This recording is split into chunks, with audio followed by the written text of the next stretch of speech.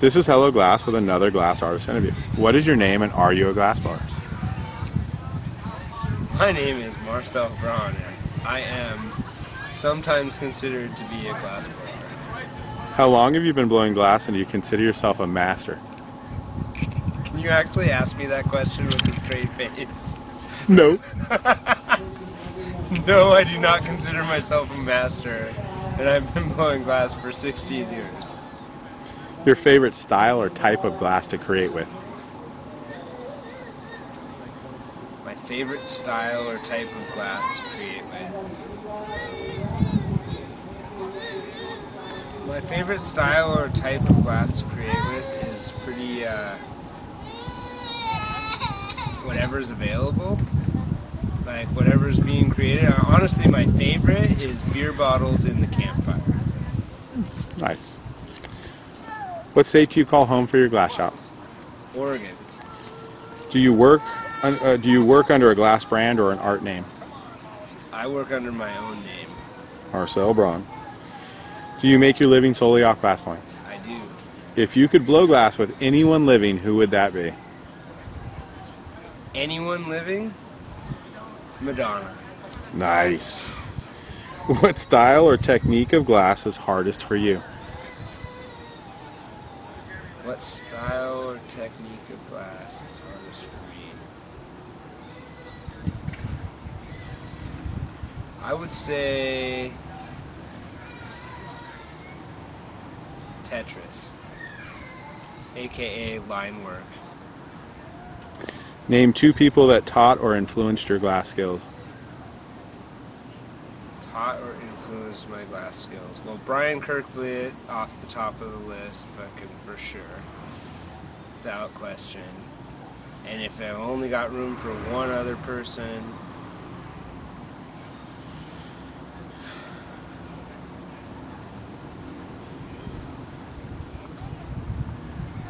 I'm gonna throw out Ham.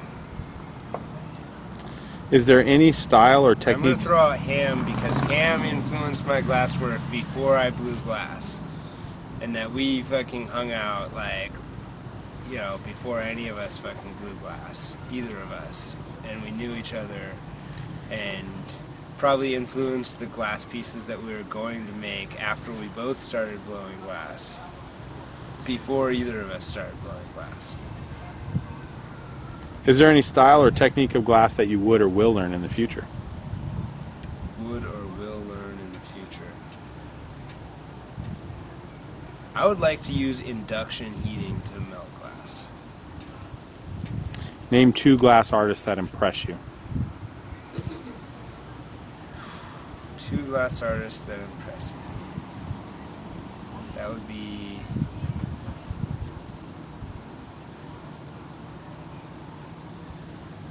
Pino is amazing because he looks like he's just like this Roman fucking warrior. And he like just kills the glass and can just like crush it in such a like deep, soulful way. And when you see him like in his element, he's like this like Roman centurion of glass, and it's fucking impressive. Do you have another artist that impresses you? Another artist that impresses me. Brian Kirkfleet, dude. Go back to that guy. Like, he seriously, like, he has the, like, the motivation to just, like, go with what he wants to do. You know, I mean, he's my teacher, and I don't know, you know, I mean, I wasn't intimate with his, like, early days as a glassblower, but, you know, my understanding is that each level he mastered, he just moved on to the next. And so he went through, like, you know, fusing, or stained glass, to fusing, to bead making, to borrow working, to hot shop working, and, like, at every level he just wasn't, it was like a personal bar. You know, personal bar for him, and as soon as he established it, he moved on to the next. So he's like, you know, I was on to the next I was looking to master the next level, or not necessarily master, but like, you know, learn about it and satiate the curiosity. That's where I'm at, is I just want to satiate the curiosity. What styles or technique in glass amazed you when you first saw that technique or style? Dude, one of the most amazing things I've ever seen was when I went to Pilchuck in 2000. Rafael Corduro was a traditional artist, a Mexican artist, and he did these crazy paintings of, they'd look like, it'd be a flat piece of art on the wall, but it would look like a movie poster set into a brick, like, kind of window in a wall, like, you know how they do those false windows and walls of bricks? It would be like this movie poster set into it, and you'd look at it and you'd think it was this real, like, wall with the movie poster on it, and then you'd look a little bit closer and have the work explained to you, and you'd realize that it was just a flat painting hanging on a wall. And those things were pretty cool. And when he was at Pilchuck, he was doing, you know, the way it works at Pilchuck is when they bring in a graphic artist, they give him a resident assistant, so it's somebody who's versed in glass, because they're never versed in glass. It's always somebody who's not involved in the glass scene, and they give him a glass blower to, like, navigate them through, but that glass blower has to, like, guide them through all the studios and show them how to, you know, work with the medium in all the ways that it can be worked with. And when Rafael Corduro was there, he made this fused panel, and it had it was a vice grip, just like vice grips pliers, but I use them all the time myself.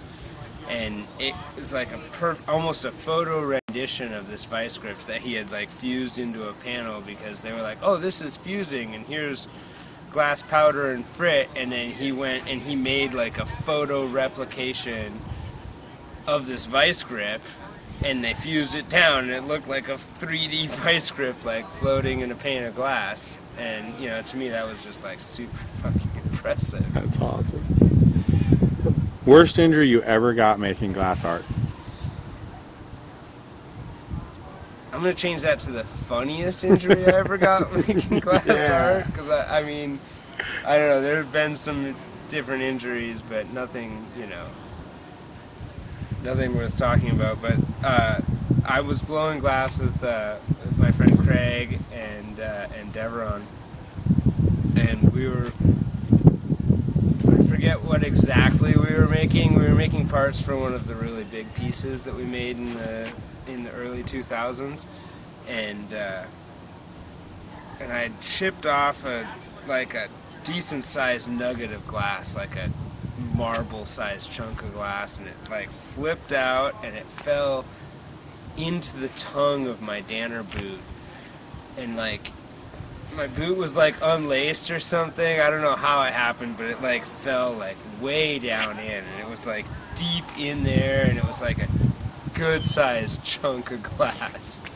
And at first I thought it was, like, just gonna be like metal spatter or something. I'm like, oh, it'll just stop burning here in a second. And about 10 seconds went by, and I realized that that was a totally faulty assumption, and I was just like, oh, this is messed up. And I starting to unlace my boot, and I'm, like, working on my boot, and I'm, like, trying to pull this boot open, and I'm like, oh my god, and finally I'm, like, getting it open, and then I see the glass, and I'm like, oh god, it's burning so bad, and I go and I reach for it, and I grab with my hand, and it's still, like, so hot that it's, like, too slippery to even grab with my fingers, and I just, like, roast the skin off of, like, 4 of the fingers of my hand, and then have to go back to loosening my laces the rest of the way and taking the boot all the way off.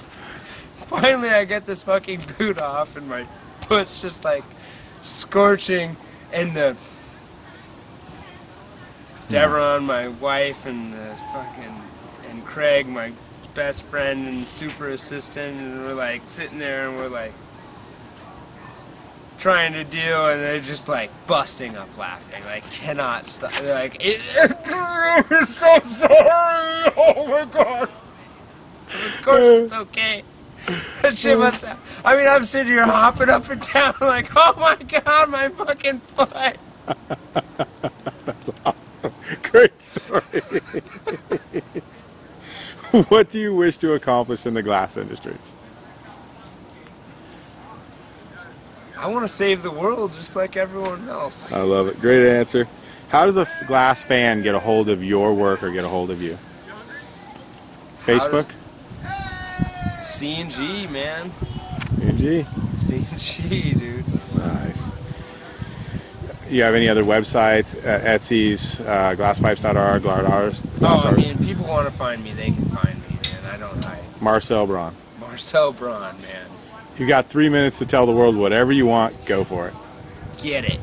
Get it. That is an awesome. This was Hello Glass with another Real Glass Artist interview. Thank you so much for your time.